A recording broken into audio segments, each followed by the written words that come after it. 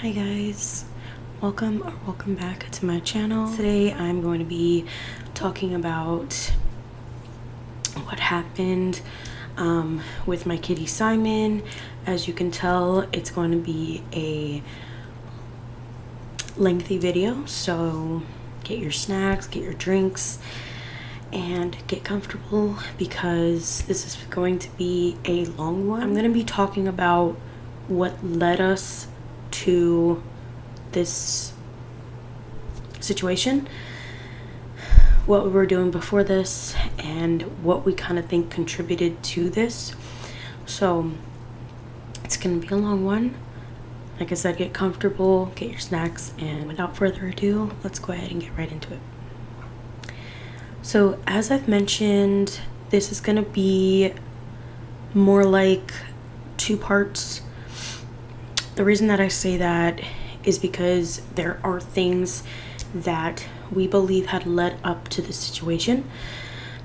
So around April, a little bit before April 28th or so, my sister found this kitty outside of her house.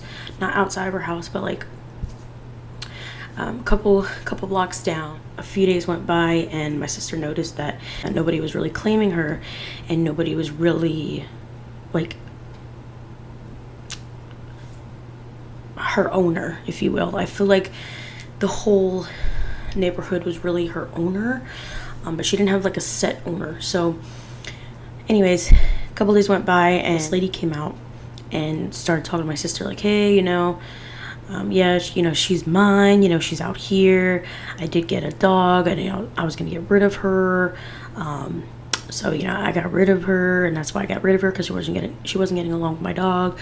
So I just kind of let it go, She was like really acting really weird about it. Like she was like, oh yeah, like she's been here 10 years. Like she's not, like this is not the first time she's here, stuff like that. My sister knew there was something up with that. So anyways, come to find out, she basically had the kitten for a little while, got a dog, and just threw her out basically. And then the kitten was like attached to the house because she knew that this lady was feeding her, so she didn't really want to leave. So my sister called me. She was like, hey, I know you have 2 already, but this kitten really needs a home, and what do you think about this and stuff like that. So at first I was kind of going back and forth as like if I should adopt her or not. At first I said no. At first I was like, well, I don't know, because I don't know how long she's been out there. I don't know if she has anything. Like, I don't want to bring her in the house and like she would give something to my other 2 or whatever it was. So I was like really precautious about like wanting to do that. So yeah, at first I said no. Then like 25 minutes later, after talking to Chris, my husband, we decided to take her in.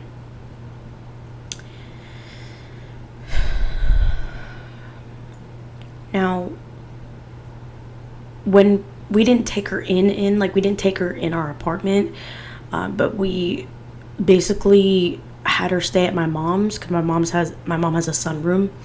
So we made her stay in there for a couple weeks. We ended up getting her, her shots and stuff like that. Like we ended up getting her, to the best health that we could before we would bring her into the apartment. So we did that. We got her rabies. We got her first shots. Like we didn't know what shots she had. Like we didn't know anything. So we ended up getting her shots, her rabies, everything. So she ended up staying at my mom's for about 2-3 weeks or so. Then it was time to bring her home. We brought her home. First interaction was really bad, especially with Simon. And occasionally throughout the video I will post a picture here or a recording, basically kind of telling you guys the story. Anyways, so we brought her home and first interaction was not good. Stella was kind of like going slow at it, and Simon just like straight up went past and just like was trying to get to know her. And I feel like that's just how he is. That's the type of kitty he is. He loves everybody. He has such a good heart. Like he just trusts everybody, and I just feel like he trusted her like really, really fast. So we were like, maybe it's just that, she was just really mistreated in the last house, and you know, she just needs time. So we just decided, like, let's give her time, let's wait a couple weeks, let's see how she does. Every day was something different. Like, I feel like it was just like from growling to hissing to putting her paw at them. Like, it was, every day was something different, but it wasn't getting any better. And so I kind of like, I had like a feeling like, okay, I don't think she's gonna stay much longer because she's being mean to them. She won't stop. Like, we've tried putting them in the same room, we've tried putting them near each other, we've tried feeding them snacks near each other. Like, we've tried a couple things, and she was just not having it. She was not having being near them, especially Simon. And we just knew that she was not gonna last long, because I was just not gonna have that. Like, we were trying to help her, you know what I mean? A couple weeks of her being here, I would say 2 weeks and some change, maybe 2 weeks and like 3 days or something, which was on the 13th.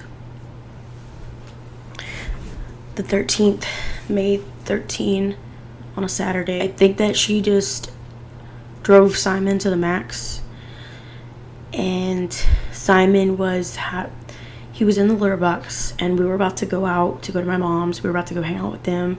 I can't remember what it was that we were going out for. Oh, I do. It was gonna be like a Mother's Day dinner kind of thing. My brother was gonna pay for it and everything. We were on the way there to go with them, to go out to eat and everything. And they said that they weren't gonna go because they said that something about long line, there was gonna be a long line or something. Anyways, so we didn't end up going, but we were gonna do something, just me and Chris. Like, we were just gonna go out together and just do something really small, like just the two of us. Simon was in his litter box. He was acting really weird. He was like straining to pee, and he was like, it was almost like he was like pushing, like trying to push it out. And like he would be like staring like into space while he was doing it, and like straining to pee. As he was straining to pee, like, I saw like in the litter box there was like droplets of rain. And I was like, okay, I don't think this is normal. Like, this doesn't look right. Like, I don't feel right about this. And I told my husband, like, okay, this doesn't look right. Like, we need to do something about this. So 15 minutes later, we were about to leave, and I said, let me go check on him again. Because, like, I was worried. Like, I was taking him out of the litter box. I would take him out of the litter box, and then he would go back in. And I was like, that's not normal. So 15 minutes later, I would check on him before we left, and he was still in the litter box. Like, it was just the weirdest thing. So I said, Chris, we need to take him to the hospital. There's something wrong. Like, this is not normal. I looked it up on Google. Don't Google things. I highly recommend don't Google things, because all it does is like get in your head, get you scared, and that's exactly what it did. I was starting to cry because Google was saying all these things like, oh, you got to get him or her to the hospital as soon as possible. You know, it could be this and this and this and this. And just Google just really makes things worse, I feel like. So maybe I shouldn't have done that. But I was just worried. And I knew that there was something wrong. And I knew that that wasn't normal. So we got him in the car. I was crying. I was scared because I didn't know what was going to happen, what we were going to do, what they were going to say. So anyways, we got in the car. We got Simon in the car. We found a place, which at the time and now I'm thankful that we took him there. But after reading the reviews, after just being in that situation, and you'll kind of understand why, hear it a little bit about what I'm going to say and understand what I'm saying. But being in the situation, being in their presence, maybe wasn't the best choice, at least for that location. But like I said, at the time and now I'm thankful that we brought him there. but I just wish there was another place we could have took him. But at the time, like, we were just panicking. We just knew that he needed to be seen as soon as possible. And he was just acting really weird. So anyways, we got him there. We told him what was going on. And immediately the girl goes, yeah, possible blockage. And I was like, what is she talking about? Blockage? Like, what do you mean? And prior to this, like, I never heard of this situation happen. Like, I never knew this could happen. Like, naive, I guess you could call it, but I never knew that this type of thing could happen. So I was like, what are you talking about? So then they took him back there. They sat us down. I was crying. They had a box of tissues next to me, and I was crying. This one guy walked out. He was crying. I guess something happened to his pet too. I don't know what happened.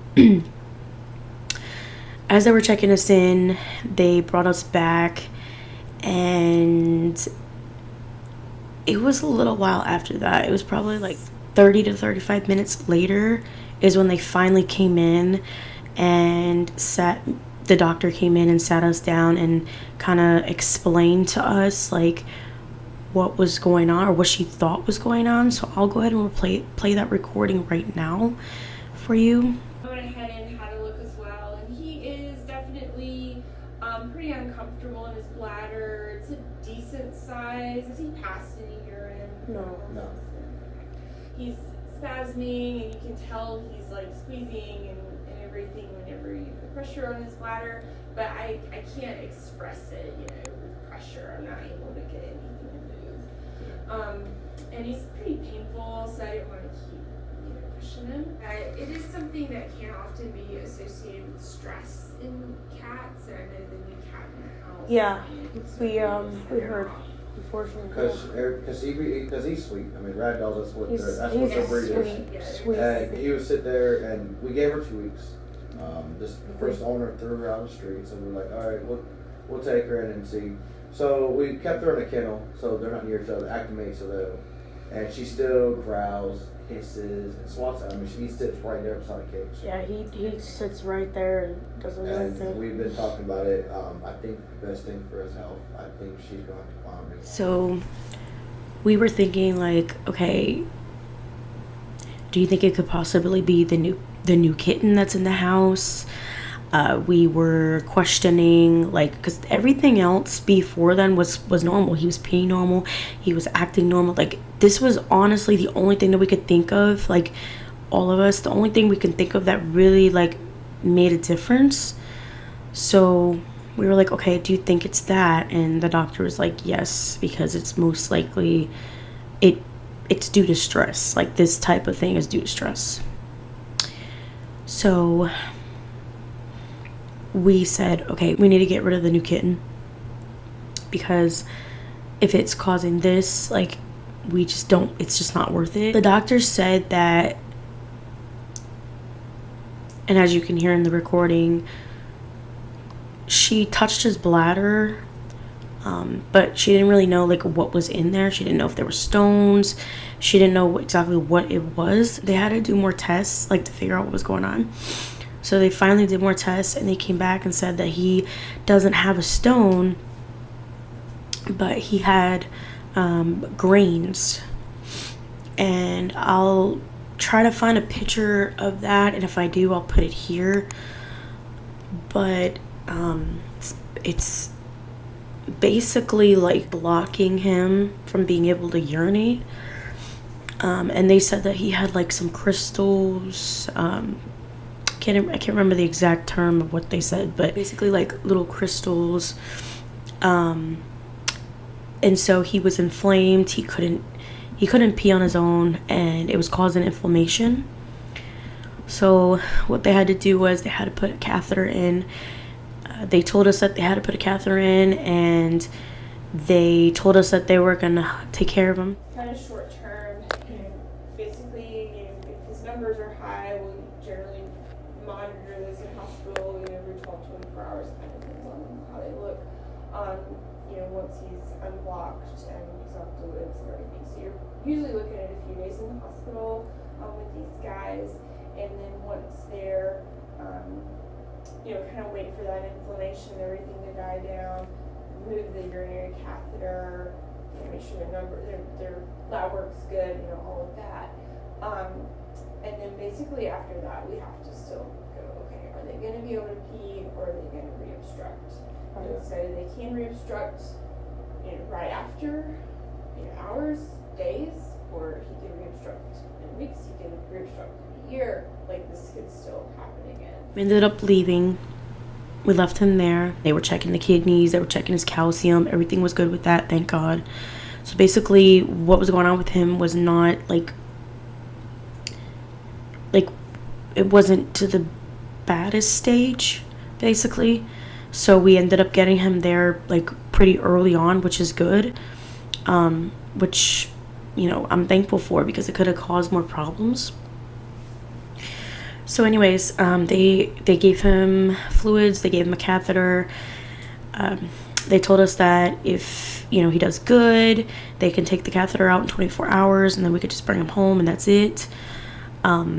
So we waited 24 hours. They took the catheter out and he peed a tiny bit. They said he peed maybe like a quarter size. But then he wasn't peeing after that. He had issues peeing after that. So they said, most likely he's blocked again. And it did turn out that he did block again for the second time. So they did tell us, do you want to go ahead and put a catheter in? Try again.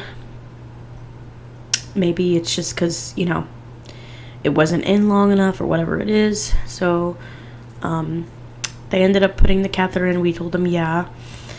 They put the catheter in and he ended up blocking again. So after the second time, we were exhausted, we were tired, we were stressed, we were upset, and I was scared because I didn't, like I said, prior to this, I didn't know that this could happen, I didn't know that this could happen, and it was scary. It was a really, really scary situation. It was hard.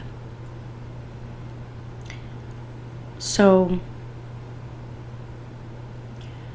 after that point, he had stayed till Tuesday. So he got there at Saturday and he was staying till Tuesday.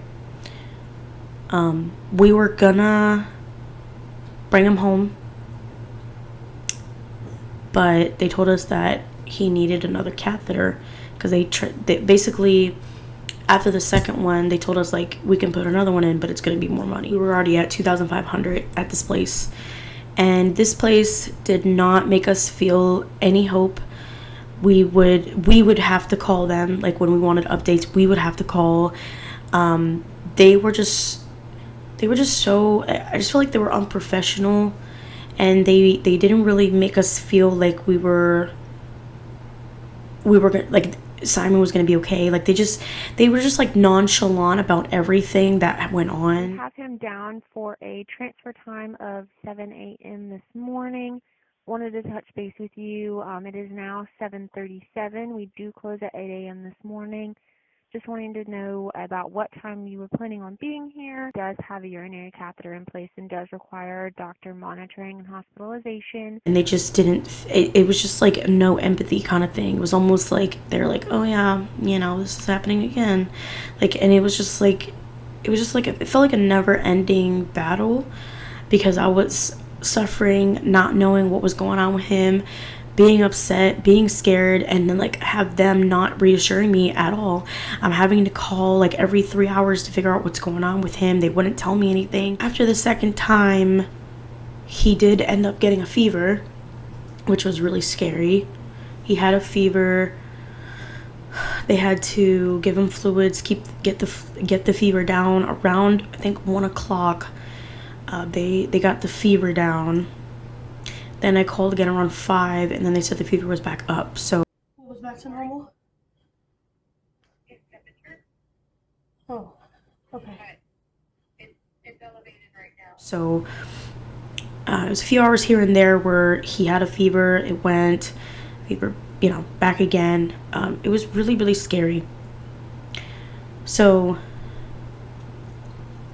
we went to go pick him up, and the girl was like, yeah, you need to take care of this bill. Like, are you ready? Like, she was like rushing us. Like, it was the most uncomfortable rushing. I can't even explain it. Like, we were like both upset and crying, and she's just like, okay, you ready? Like, it was just like, it was the most unprofessional thing. And actually they did try to like charge us underneath the belt, because before we tried to get, like, before we were even in the front desk, they took us back to this room and they said, yeah, just to let you know, we did have to put a third catheter in because he did end up getting the second catheter out. And we were like, no, you didn't tell us about this third catheter. Now that we're here, all of a sudden you're like, oh, by the way, no, you told us there was 2 catheters and that's it. You didn't say nothing about him knocking it out. They basically were trying to put more charges on the bill and not say anything to us until we got there, and that is just so stingy to me. And it upset my husband, obviously, and it was really disappointing because we were already going through enough financially, physically, emotionally, mentally. Like, it was up until that point just a mess. So they were trying to charge us for a third catheter that they didn't even tell us about.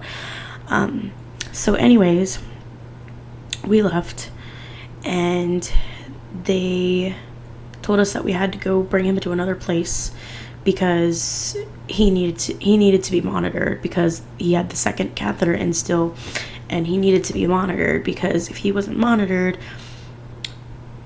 like, we didn't know how to do it. We don't have experience with that. And also he needed to get his catheter taken out eventually. And we didn't know how to do, we didn't want to like mess with that. You know what I mean? So we went to this place.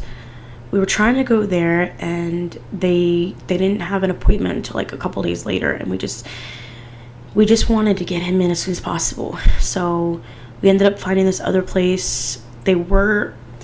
At first they said they were like understaffed, and then I guess with us explaining everything, they were like, just come in, we'll take him.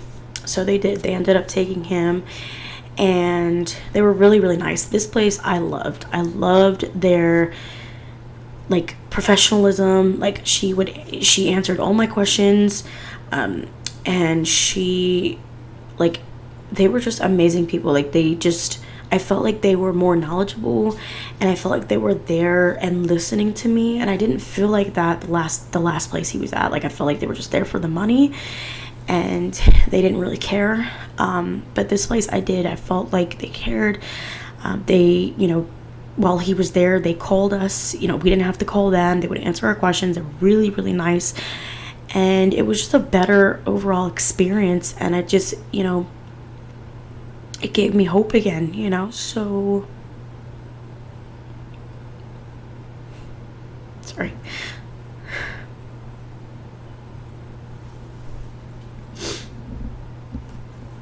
Yeah, it gave me hope again.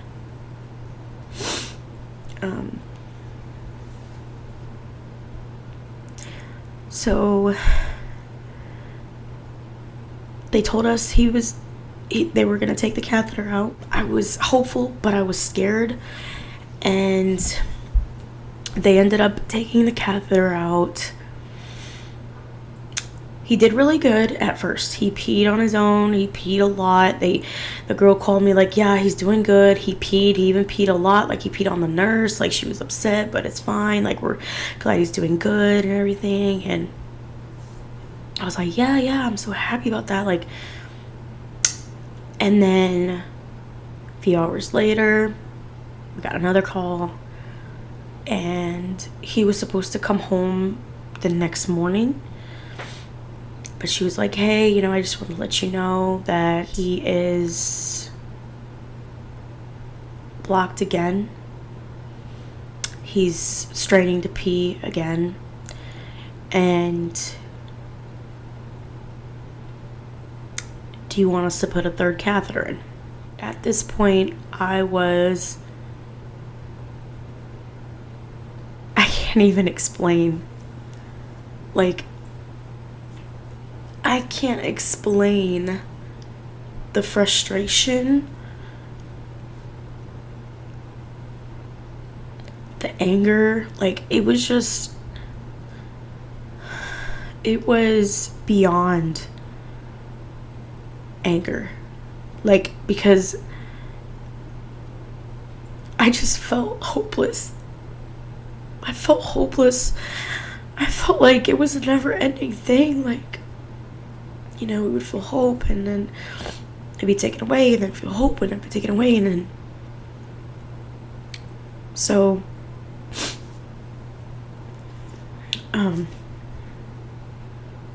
I started to pray, and, I was already praying at this point, but this is when I started to really, really pray and say, like, we need help. Like, we are desperate. We don't know what to do. We knew that surgery was around the corner, just because we were advised of, like, what the risks were if we needed to put another catheter in, and we knew that we could have lost him, because she told us that you have the surgery or you have that, and those are the two options. So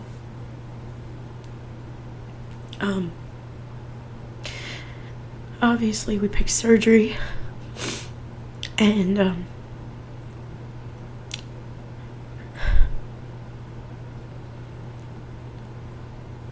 sorry. After we picked the surgery,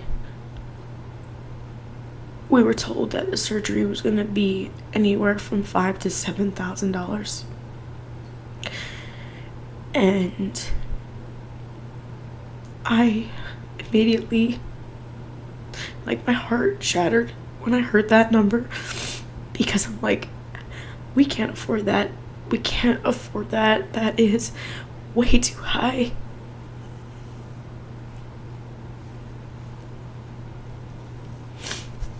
We can't afford that. And I was just really scared, because I knew that that's what he needed to save his life, and if I couldn't afford it, it would kill me. I asked her if there was any other place, like, if we could find anybody cheaper, what were our options, and she ended up calling another place, and they were like $4,000 to $6,000, still high. So I got off the phone with her, and it was like, if you could find anywhere cheaper, like, this is how much we have in this care credit thing that we're doing. It's not coming out of our pockets, but it's like this care credit thing where the care credit pays for it, but then you have to pay it back. So we were already like at $2,500. I called to up the care credit amount because I knew that he was going to need surgery eventually.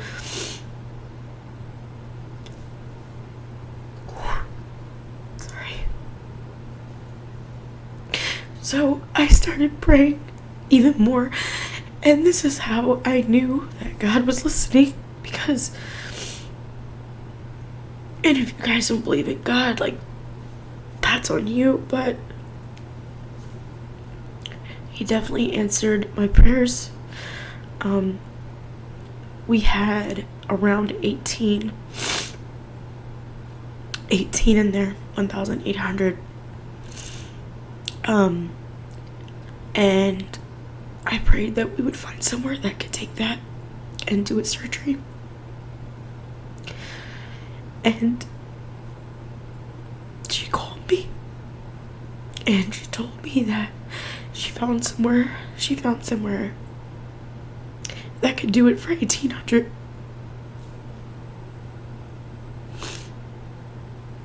And that's when I felt hope again, and I felt like, thank God.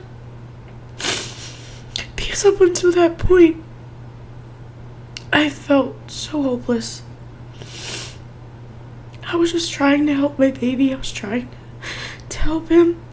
And I would message my family, my cousin, my brother. so many people, and of course all turned down the help to help, and I just felt hopeless.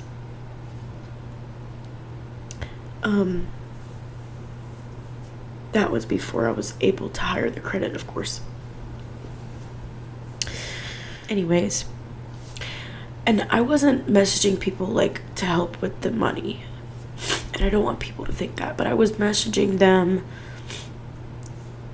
for them to help us with the GoFundMe, because my husband made a GoFundMe for him, and I was like, I knew those people had like friends and they could like share it, you know, and stuff like that, and that would even help, you know what I mean? So it's just crazy how like your own family in the time of need wasn't there, and it's hard,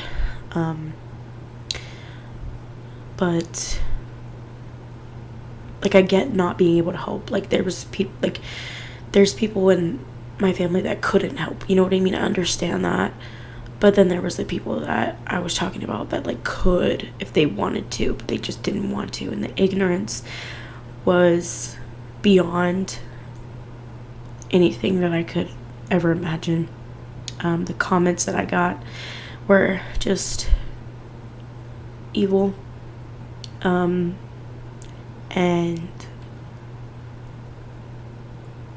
yeah, they were just evil.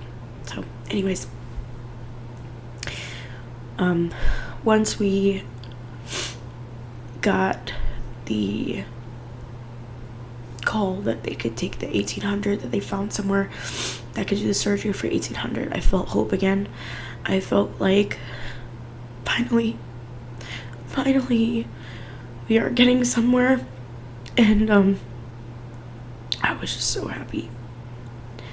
So we got him from that place that he was at, and we ended up taking him to the hospital, the one that they could do the surgery. They were going to do the surgery that night, but when I called, they said that we got him there a little late, I guess, so they couldn't do it, or I don't know exactly what was the issue, but I think it was that, because we got him there around 1 something, and they closed around like 5 something, so I guess they didn't really have that much time to do the surgery, and maybe they have other patients or whatever it was, but they did end up doing the surgery. 7 o'clock the next morning, I did get a call from the doctor. He was really, really nice, and he let us know that he was about to go and do the surgery, and he just wanted to let us know and everything. And I remember getting that call, and he was like, "Hey, I just called to let you know we're about to start Simon's surgery.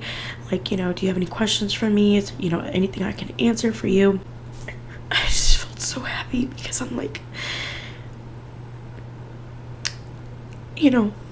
I felt happy, but I felt scared, because I knew that he had gone through a lot up until this point, and then a surgery on top of that was just like, it was scary. It was definitely scary. But I knew that if I just like prayed, that it would help. So I did. I prayed that everything would go good with surgery. I prayed that he would make it out alive, that he would make it out alive, and that he would watch over him in the surgery room.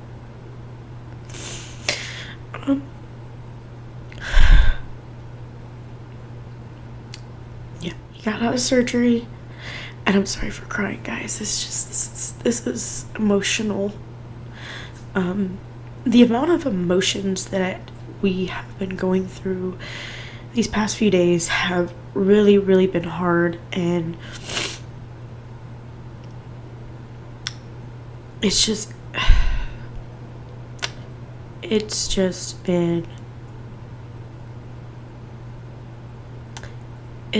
been so hard. So they called us a few hours later. Actually, I think I called them. Yeah, I called them around, I think it was 10 or 11, to check on them, to check on him, see how he was doing. And they said, yeah, you know, he got out of surgery. He did really good in the surgery room. He did really good. He's resting now. He's recovering.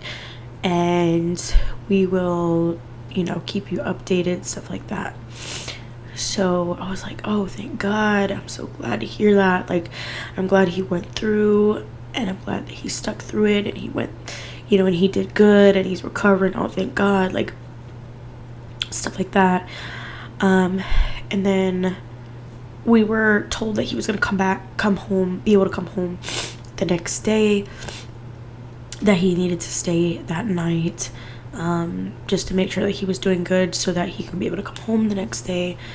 And we were just happy. We were excited. We were happy. Like, I was finally, you know, I just wanted him home. I just wanted him here, and I just missed him so much, and it just felt so empty in the house. It felt empty because he would always lay with me and be with me, and it just felt so empty, and it didn't feel right, and I just wanted him home with us. So we got his little area ready. We washed the cage, we washed the plastic underneath, we gave him a fresh litter box. Like, we made a whole thing for him. So he ended up doing really good. We went to go pick him up, and he was doing really good. The doctor said he's doing really good. His stitches are looking good. Right? Yes, how are you doing? Good. Simon did great. Awesome. Yeah, so got a little bit of blood back there. You're going to see that. Okay. Definitely nothing to be alarmed about or anything like that. The biggest thing is to make sure he's eating and drinking and urinating. Okay. He should be urinating fine. But from the surgery, you get a lot of blood. I mean, it's not going to be oozing a lot, but you just see a lot of blood back there. Right. And we're going to clean him off before he goes home. But if you see some, don't be alarmed at all. Okay. Otherwise, he's doing great. He does have a cone on his head just so he can't lick at that area. Right. We'll take the stitches out in 2 weeks. 2 weeks. Mhm. Okay. But short of that, we should be just fine. Awesome. He's doing great. He's feeling well. He did good during it. Oh, Like, yeah, he did awesome. He did really, really well. That's what I was little. Yeah. I heard stories. That's why I was like praying. Like, Oh, yeah, no, Please. he did awesome. we were told that he was doing good. His stitches were looking good. Everything was good, and we were really, really happy about that. So we ended up taking him home, and now he's home with us. The first night was a little rough. He was kind of groggy from the medication, which is totally understandable. He wasn't really interested in food up until like late that night. I think it was like around maybe 7 or 8 when he was like meowing, and I was like, okay, maybe he wants to eat. But before then, he wasn't interested in eating. And I just knew that he needed to, so I just prayed again that he would want to eat. And sure enough, I tried again, and he wanted to eat. And I owe that all to God. I'm sorry. I don't care what nobody says. I owe that all to him, because when I tell you that he was not interested in eating, he was not interested in eating, which we were told by the doctor, like, if he doesn't eat by tomorrow, you need to let us know. Did he eat with you guys this morning? Oh yeah, absolutely. He did? Okay. Yeah. Because he doesn't seem to be interested in eating right now. I think he's just wanting to rest more. But once he wakes up, I'm going to try to feed him again. If he don't eat by tomorrow or anything like that, you let me know. And thank God he ended up wanting to eat.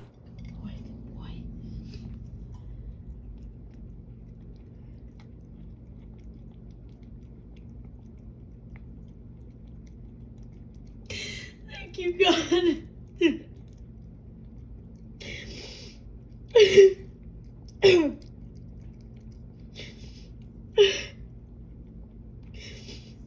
Hold on, mommy. Dropped a little bit in your baby. So I fed him. Then the next day he wanted breakfast. Thank God I gave him breakfast. He ended up eating his dinner that night. And everything was all new. There were things that I noticed that it was like a whole new thing. And I had the doctor's personal number, and I would ask him like randomly, like, hey, I'm just calling to make sure, like, is this normal, and he would assure me that it was. And I just felt so assured, and I felt happy, and I just felt hope, like, yeah, everything's gonna be okay. Like, I'm happy about this. So we are about 4 days in, almost 5 days in of him being home, and I couldn't be happier that he's home. I couldn't be happier that he's doing well.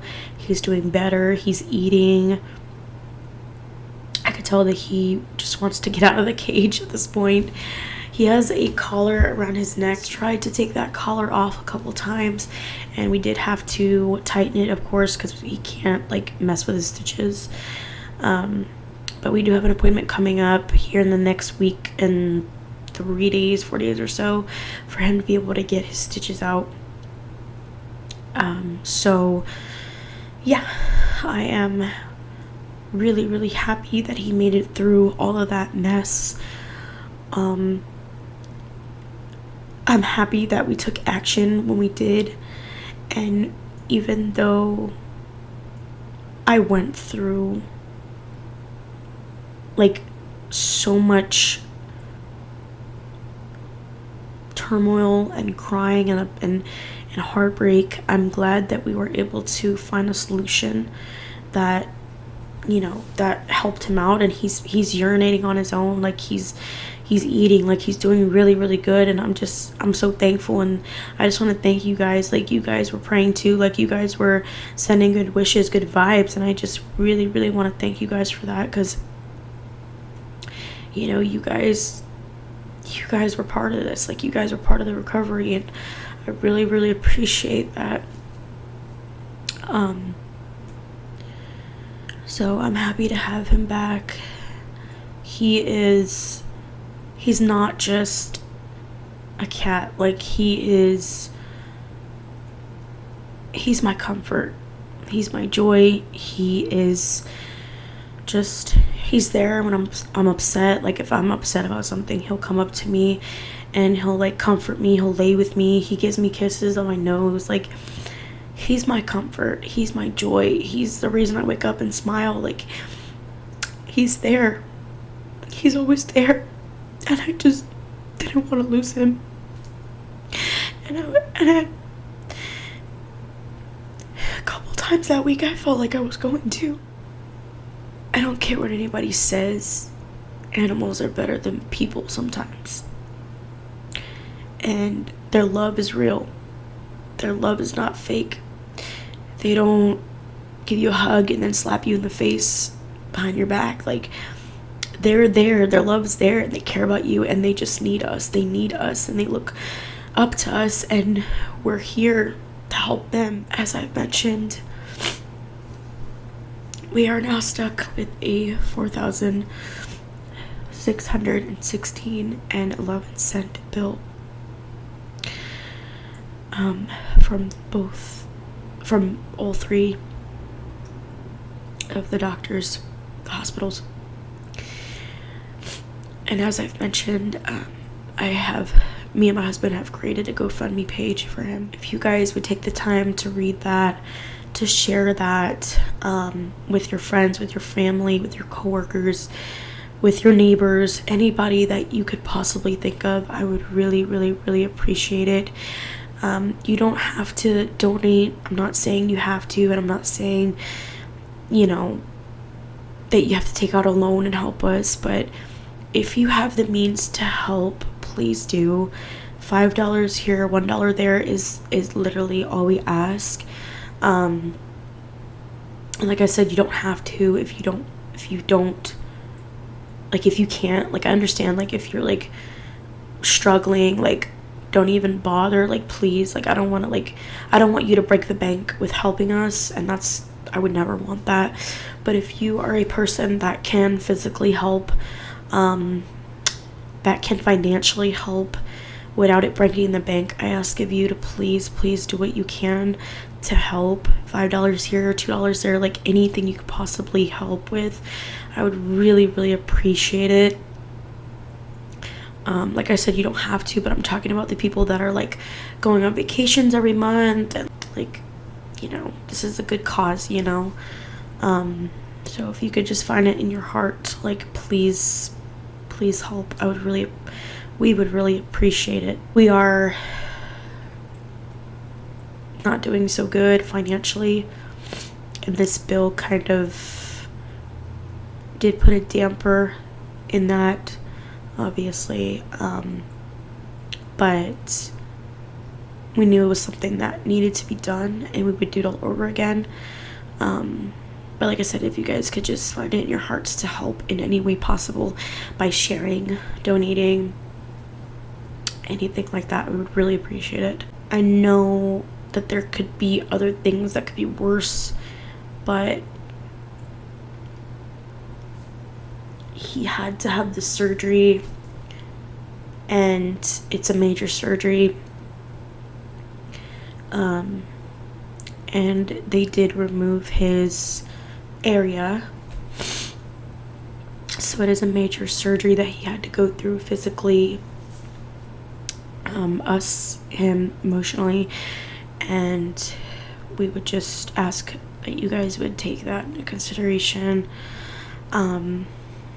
So yeah, that is everything that I had to talk about. I hope that you guys liked this video. I know it wasn't really like my typical thing to do. I know it's a Whisper Ramble, which is kind of what I do anyway, but it's obviously me being more serious and more focused on what I'm saying, and I hope that that's okay. But I just wanted to like get this out to you guys and like really, you know, let how I feel, let you guys know what happened and like the ins and outs of everything. So but if you want to donate or share the GoFundMe page, it will be in the link in the description box. I really appreciate you guys, and I think that's all that I had to say. So thank you guys for your prayers again, your good vibes, and I will talk to you guys later. Bye guys.